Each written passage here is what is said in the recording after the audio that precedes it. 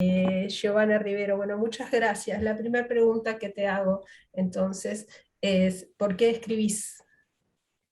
Muchas gracias, Liliana, por recibirme aquí en el espacio. Y bueno, para mí esa es una pregunta que me la sigo respondiendo incluso hoy en este tiempo de mi vida, cuando vengo escribiendo por poco más de 30 años. Yo empecé muy jovencita a escribir.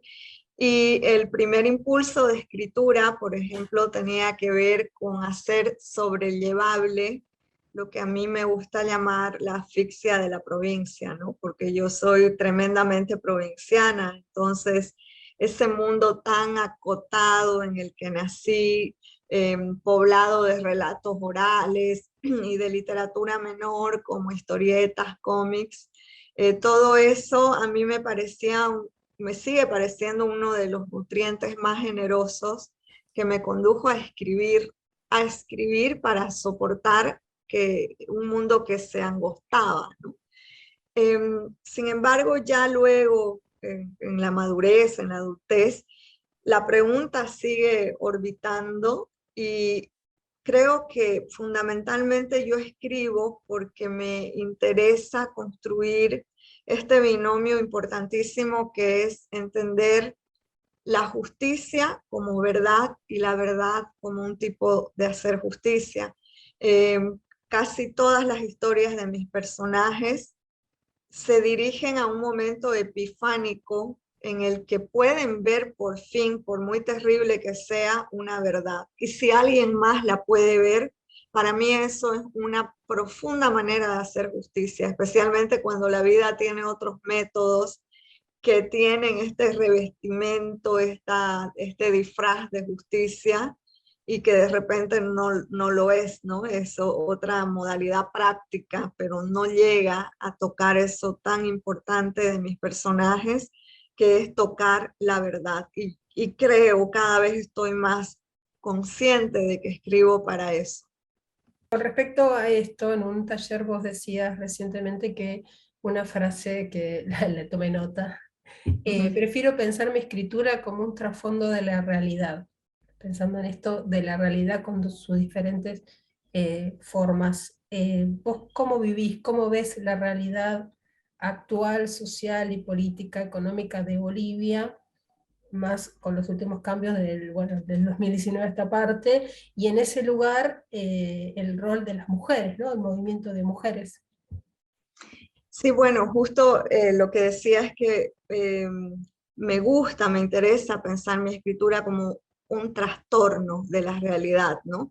Algo que no hace el pacto absoluto con lo que consideramos real y creíble y lógico.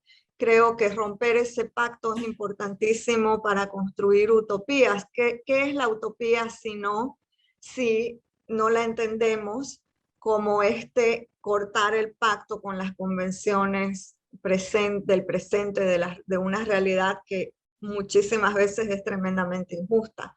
La utopía es cortar ese pacto y yo quiero que mis personajes corten ese pacto, ese convenio, ¿no?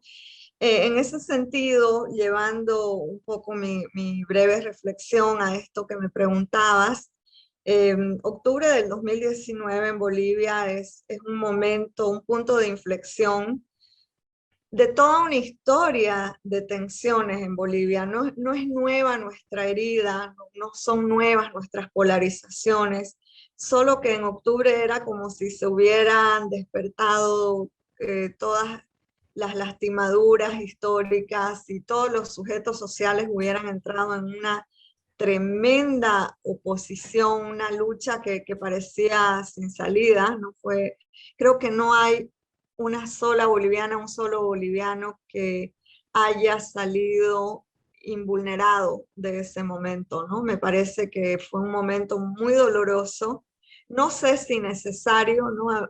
Yo ya en lo personal siempre tiendo a pensar mis pequeñas tragedias como quizás esto era necesario, ¿no? Quizás esta terrible confrontación era necesaria como para, así al estilo de Freud, poder hablar desde la desnudez, desde la desgarradura, todo lo que acarreamos. Sí, en Tierra Fresca de su tumba, en el cuento Hermano Siervo, hay una pareja, los personajes son una pareja, no quiero contar demasiado, pero es un cuento que me gustó, creo que es el que más me impactó de este libro, donde los persigue, están muy aquejados y presionados por los problemas económicos, y la mujer trabaja en un supermercado en forma precarizada, en una cadena grande de supermercado que también es conocida por hacerse muy rica Ujú. a partir del trabajo en malas condiciones de los empleados. Vos buscas algunas historias donde se muestren estas diferencias de clases, donde hay sectores que se enriquecen producto del esfuerzo y en desmedro de la vida de otros. Te agradezco mucho por esa pregunta, porque el tema de la clase social es una de las cosas que más me importa en mi escritura, ¿no? Ujú. Creo que parte de llegar a la fibra sensible de la verdad que te decía es poder hacer que los personajes vean descarnadamente cómo todos están como los seres humanos atravesados de clase social, que no hay ni lenguaje, ni estética, ni decisión que no esté atravesada de clase social.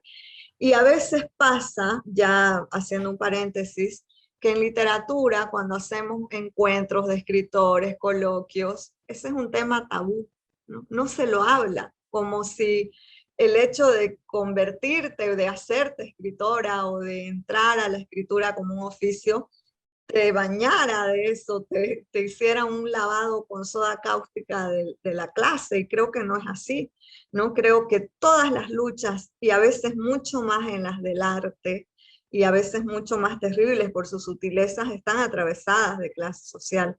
En mis personajes, y concretamente en este cuento que mencionabas de Hermano Siervo, sí, yo quería que evidentemente esta pareja mostrara su lucha por mantener como una suerte de estatus material, una lucha bien material, y que sin embargo les está quitando el alma.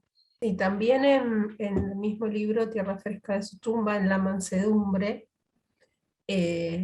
vos también te metes un poco, me parece, con el tema de las clases sociales, pero además con las sectas, con las iglesias o como instituciones, ¿no?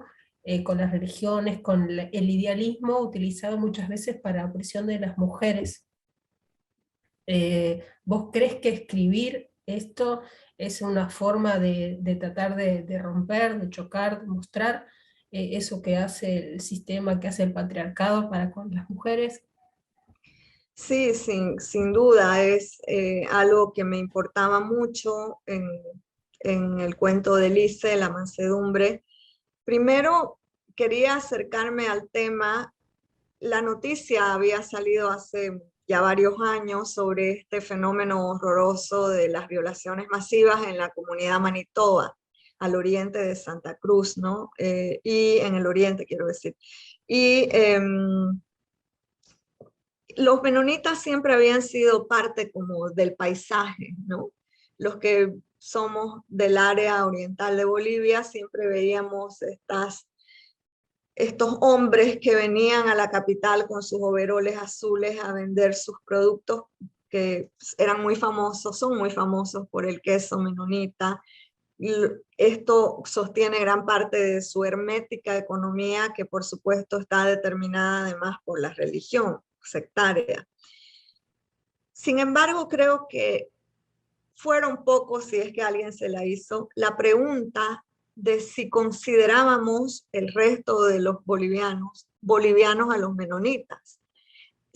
O la pregunta empática o proyectada de si el menonita se consideraba a sí mismo, a su comunidad boliviana, ¿no? Entonces creo que esa pregunta no estuvo ahí, quizás hay alguna ley que lo explique en términos jurídicos, pero no estuvo ni cultural ni ontológicamente la pregunta.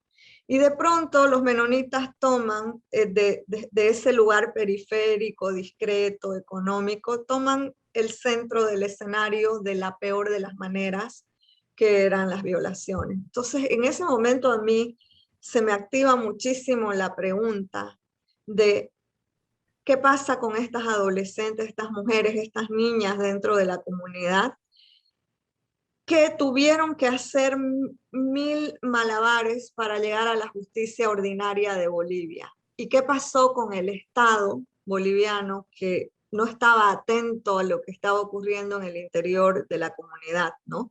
Ahí entraba un poco en juego qué era ser boliviano, cómo ser menonita boliviano, pero también me importaba profundamente y por eso tuve muchos análisis de cómo abordar la historia hasta que llegué a la decisión de elegir una sola adolescente, ¿no? De crear una posición, digamos, singular, pero no por eso menos colectiva, eh, porque quería ponerme en el lugar de esta chica totalmente cercada, no solo por la religión, no solo por no saber español, porque las mujeres les tienen prohibido aprender la lengua del mundo, sino cercada además por el patriarcado inmediato de su padre y luego de este otro hombre, el indio, que propone un modo de hacer justicia, ¿no? Un modo que no estaba culturalmente digamos, en el imaginario de los menonitas. Entonces, lo que yo quería con este cuento era darle un lugar a Elise, a su dolor, hacer que quien lea el cuento no la vea como una superheroína, porque eso era traicionar el mundo de Elise, pero sí ponernos en su lugar, ¿no? Creo que ya para mí eso es hacer justicia. Decirle al lector, a la lectora, ponete en el lugar de este personaje, ¿no? Sé ella por un momento. Y eso era lo que yo quería en este texto. Bueno, te hago una última pregunta, o un pedido en realidad, que nos digas o nos nombres tres escritoras que nos sugieras, esas que pienses que tenemos que leer. Bueno, tengo muchas, y así tres, y en el Muy injusto. momento cometeré grandes omisiones a mis propios gustos, pero diré lo que en este momento me salta, ¿no? Ariadna Castellarnau es una escritora que me gusta muchísimo. En su último libro, La oscuridad es un lugar, hay un trabajo ahí también de estos mundos periféricos que a mí me importan tanto, porque pienso que cuando nos acercamos, no panfletariamente a lo periférico, sino con una sensibilidad así muy sutil, entonces se puede tocar eso periférico por un momento. Y creo que ella lo hace maravillosamente en este libro de cuentos. Bueno, y su novela Quema es también maravillosa, ¿no? Bueno, ya ustedes deben estar leyéndola, pero eso no me impide subrayarla con muchísimo amor, además, a Bettina González. Creo que Bettina es una escritoraza porque está más allá de lo que está de moda o de cómo debe leerse. Bettina siempre tiene una luz para ofrecer, ¿no? Una luz para entender mejor el mundo. Una escritora que es para mí una hermana, que yo creo que el día que la conozca personalmente la abrazo y no la suelto, es Claire Keegan, ¿no? Aprendo mucho de Claire Keegan, porque Claire Keegan, igual que yo, o yo igual que ella, o no sé en cuál orden, tenemos como esta vocación por la provincia, por ese mundo semirural donde estás muy indefenso, muy solo, pero al mismo tiempo tenés otros recursos de supervivencia, ¿no? Que la imaginación es más poderosa, me parece, desde ese lugar del margen, porque lo único que a veces se tiene es la imaginación. Algo que quizás no grabamos y estábamos mucho contando es justamente, no, solo enfatizar que hay tradicionalmente, sobre todo, por ejemplo, el gótico sureño, se ha nutrido mucho de la provincia, ¿no? Y a veces creo que eso es no sé si llamar un genoma, ¿no? Creo que el gótico ahora que hablamos mucho de gótico, si yo tuviera que elegir de todas las posibilidades del espectro gótico, retornaría un poco a lo sureño, me volvería, ahora que vivo en el sur de Estados Unidos, me adscribiría ahí porque el mundo de lo rural, el campo, el verde, la monstruosidad de los monstruos que habitan en el campo son algo que me atrae muchísimo, y quizás por eso Elise, a pesar de vivir en un mundo sectario, es un personaje que escribí con mucha pasión. Todas las comunidades de Tierra Fresca, porque es un mundo atomizado de bolivianidades, ¿no? Creo que todas esas periferias me importan porque ahí están los monstruos más entrañables, en esos márgenes.